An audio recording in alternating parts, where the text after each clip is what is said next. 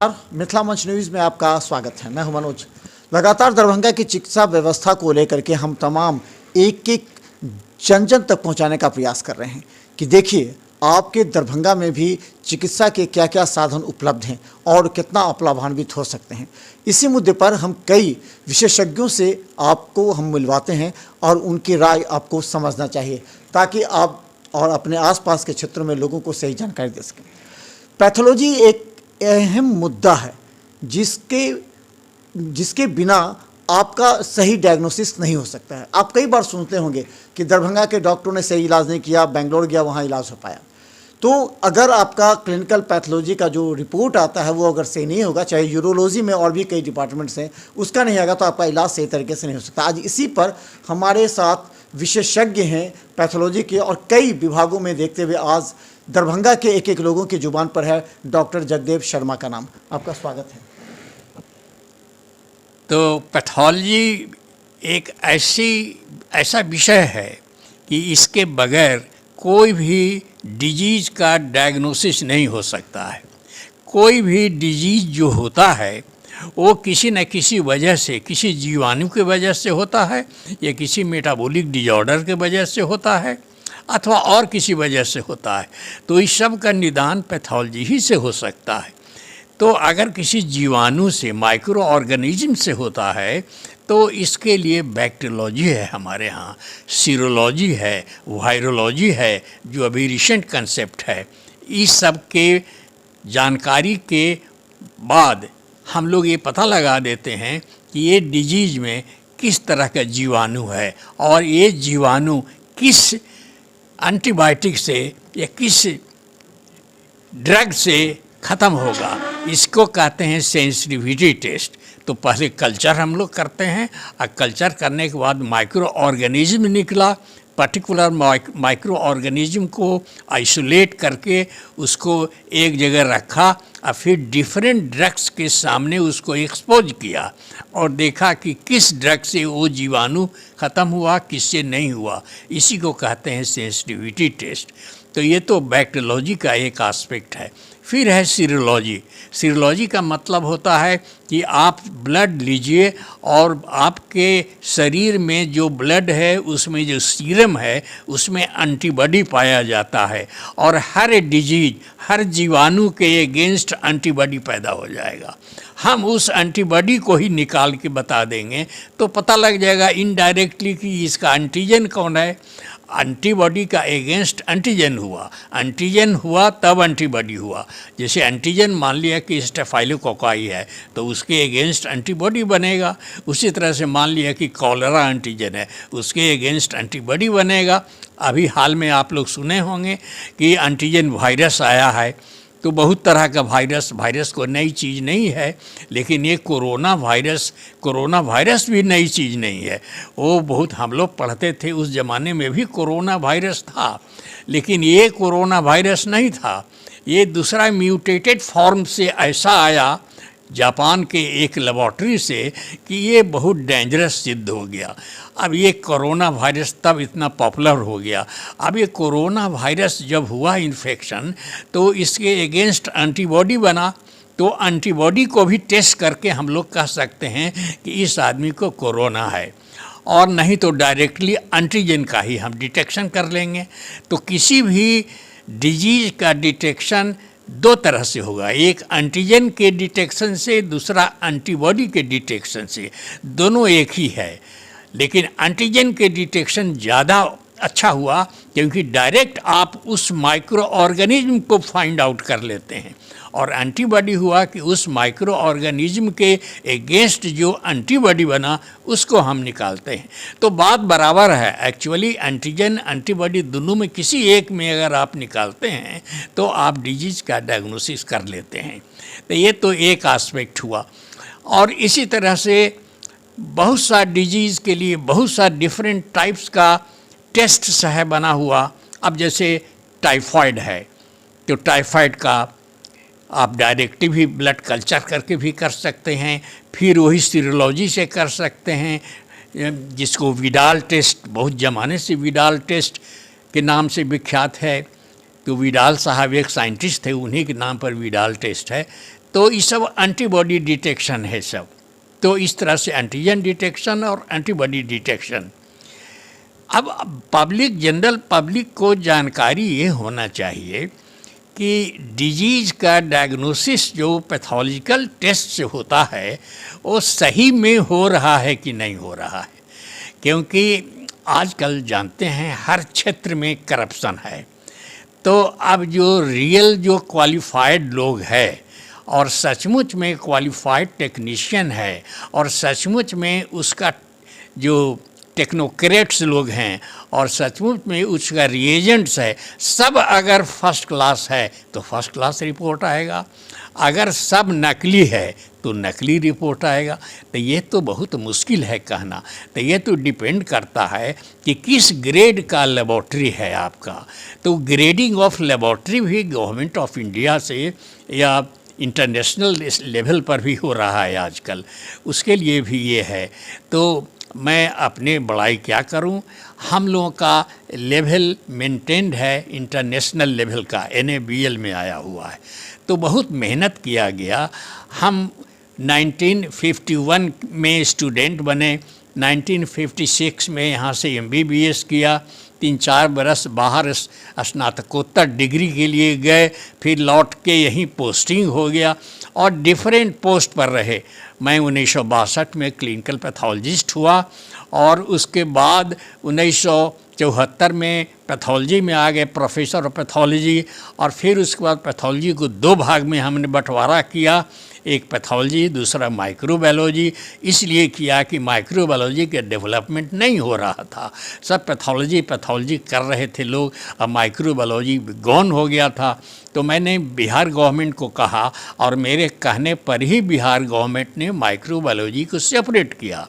इसलिए Darbhanga medical college सबसे पहला मेडिकल कॉलेज है जहां पहले माइक्रोबायोलॉजी अलग डिपार्टमेंट बना और मैं उसका पैथोलॉजी, उस माइक्रोबायोलॉजी का प्रोफेसर एंड हेड बना। तो इस तरह से मैंने 8 वर्ष तक प्रोफेसर। माइक्रोबायोलॉजी और पैथोलॉजी में क्या अंतर है, दोनों को अलग अलग क्या है?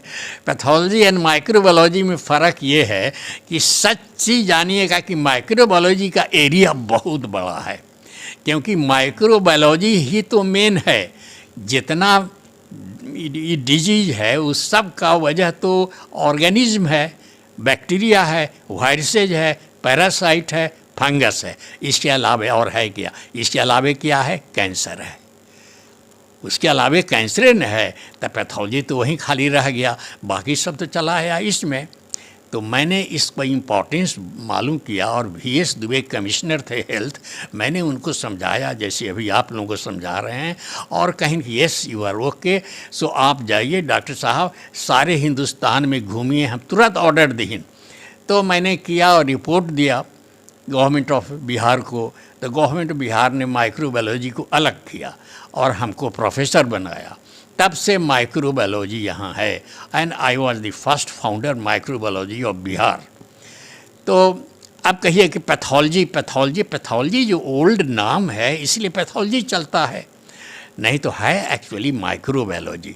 पैथोलॉजी में हिस्टोपैथोलॉजी रहा, सिर्फ साइटोपैथोलॉजी रहा, वो कैंसर से ही कनेक्टेड है, कैंसर से। अब साइटोपैथोलॉजी का मतलब आपने ग्लैंड का पंक्चर किया और उसमें देखिए कि इसमें कैंसर है कि टीबी है, कैंसर है कि टीबी है। इसी तरह से आप टिश्यू सेक्शन किया और देखिए कि कैंसर है कि नहीं।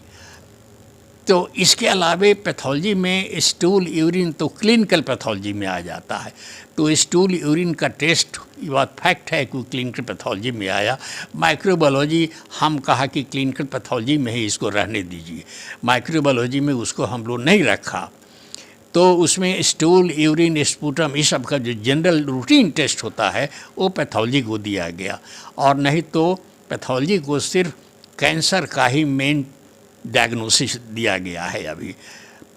अदरवाइज पैथोलॉजी को बहुत कम बचा, सब चला आया माइक्रोबायोलॉजी में। अच्छा, एक बहुत बड़ा सवाल रहता है कि पूरा जो किसी व्यक्ति का डायग्नोसिस होता है वो कंप्लीट निर्भर करता है पैथोलॉजी से या माइक्रोबायोलॉजी के जो रिपोर्ट आता है, तो उसको किस पैमाने पर स्टैंडर्ड माना जाता है? क्योंकि बहुत से लोग कहीं से भी करा लेते हैं कहीं, और उसका सही से प्राथमिकता भी नहीं, तो उसको तो ये तो एक स्टैंडर्ड क्या, ये तो सवाल ये है कि हर रिपोर्ट का स्टैंडर्ड मुश्किल है।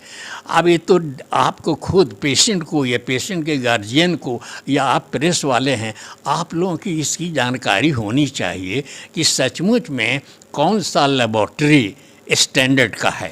अब जो वहाँ के जो डॉक्टर हैं वो स्टैंडर्ड के हैं कि नहीं, उनको ट्रेनिंग है कि नहीं, उसके यहाँ जो टेक्नीशियन है उसका भी बहुत इम्पॉर्टेंट है। Technician is actually very important factor, क्योंकि असली काम तो वो करता है, उसका डायरेक्शन देता है डॉक्टर, और टेक्नीशियन के द्वारा किए गए काम का देख रेख डॉक्टर करते हैं।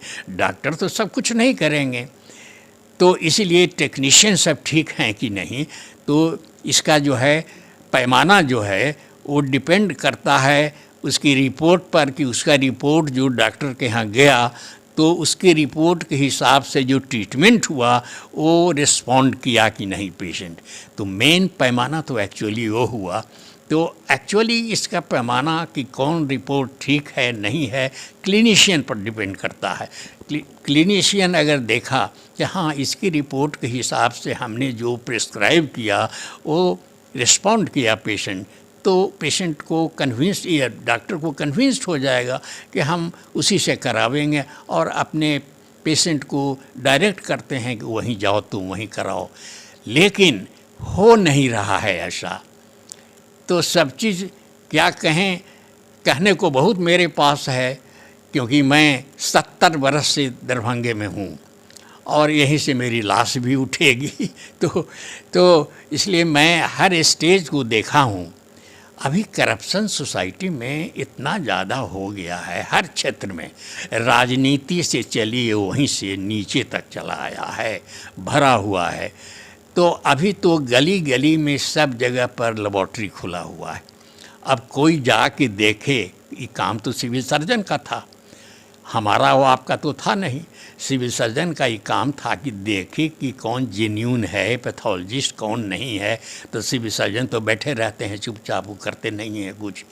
तो सिविल सर्जन का पोस्टिंग भी इसीलिए है, ड्यूटी भी यही है, सब कुछ है। अच्छा, एक अहम सवाल है और अंतिम सवाल ये है कि जो मैनुअल जांच होता था पहले और अब जो है सो काफ़ी एडवांस टेक्नोलॉजी आ गया है, तो दोनों में क्या अंतर हो सकता है? नहीं, वो तो जो अभी एडवांस टेक्नोलॉजी है वो तो 100 टाइम्स बेटर है, लेकिन उसके साथ साथ जो अपना मैनुअल है उसको भी रखिए, क्योंकि machine is machine, human brain is human brain, दोनों में फ़र्क है। तो आप उसको भी, मशीन को भी टेस्ट कीजिए। तो हम लोग यही करते हैं कि मशीन से जो निकला उसको माइक्रोस्कोप में देखा और देखा कि वो ठीक है, इसका तो मशीन मेरा ठीक है। और अगर ज़रा सा भी हमको डाउट हुआ तो हमको डाउट होने लगता है कि हमारा मशीन जो है वो अब फिर बदलना पड़ेगा। तो जब तक के दोनों का कोलैबोरेशन नहीं होगा तब तक के बहुत मुश्किल है क्वालिटी को निकालना। कहने का मतलब इसीलिए कह रहे हैं कि जो वहाँ डॉक्टर्स ऑन वर्क में हैं, उनका काम है कि आप माइक्रोस्कोप को या दूसरा मैनुअल जो मेथड है उसको छोड़िए नहीं, उसको भी रखिए। ये नहीं कि उसको ताला लगा दिया, अब पूरा का पूरा डिपेंड किया उसी पर, दस्तखत कर दिया, तो वो तो बेकार हो गया, धोखा देना हुआ पेशेंट। अंतिम में क्या संदेश देना चाहेंगे आप दरभंगा की जनता को? जनता को क्या संदेश देना चाहेंगे अंतिम में? जनता को मैं यही संदेश देना चाहूँगा कि समझ बूझ करके वो लोगों के यहाँ जाएं, जांच कराएं, समझ बूझ करके ये, और ऐसे नहीं कि किसी दलाल या किसी मीडिएटर के कहने पर चले जाएं कहीं पर, वो गलत होगा। तो धन्यवाद। हमने पहले भी आपको बताया था कि आप अगर कपड़ा सिलवाने के लिए जाते हैं तो निश्चित तौर पर अच्छे दर्जी की तलाश करते हैं, टेलर की तलाश करते हैं, लेकिन जो आपके शरीर महत्वपूर्ण अंग है जिसके इलाज के लिए आप ज़्यादा प्रयत्नशील रहते हैं, वैसी परिस्थिति में आपको पूरी तरह सोच समझकर कदम उठाना चाहिए, क्योंकि आपके जो पैथोलॉजिकल टेस्ट का जो रिपोर्ट होगा, रेडियोलॉजी का जो रिपोर्ट होगा, उसी पर कोई भी डॉक्टर आपको डायग्नोसिस करेंगे और उसी पर आपका इलाज होगा, आप स्वस्थ होंगे। वरना धीरे धीरे आप अगर उस रिपोर्ट पर चलते हैं तो कहीं ना कहीं आपको भारी नुकसान पहुंचाना पड़ सकता है। इसीलिए मिथिला मंच न्यूज का ये प्रयास रहा है कि जो वरीय विशेषज्ञ हैं उनकी राय आप तक पहुंचाएं, क्योंकि डॉक्टर जगदेव शर्मा का एक नाम है, एक पहचान है। क्योंकि पैथोलॉजी डिपार्टमेंट में जैसे इन्होंने कहा कि माइक्रोबायोलॉजी जो है बहुत इंपॉर्टेंट होता है, और अगर आप सही निर्णय लेकर के सही जांच, जहां पर हाई टेक्नोलॉजी हो, जहां पर आपके यहाँ गुणवत्तापूर्ण जो टेक्नीशियन हो, तो ही आपका सही डायग्नोसिस होगा और आपकी जान भी बच सकती है। तो देखते रहिए बिहार मिथिला न्यूज़ पर, क्योंकि हर अपडेट हम आपको दिखाएंगे, खासकर चिकित्सा के क्षेत्र में जागरूक करने का। धन्यवाद।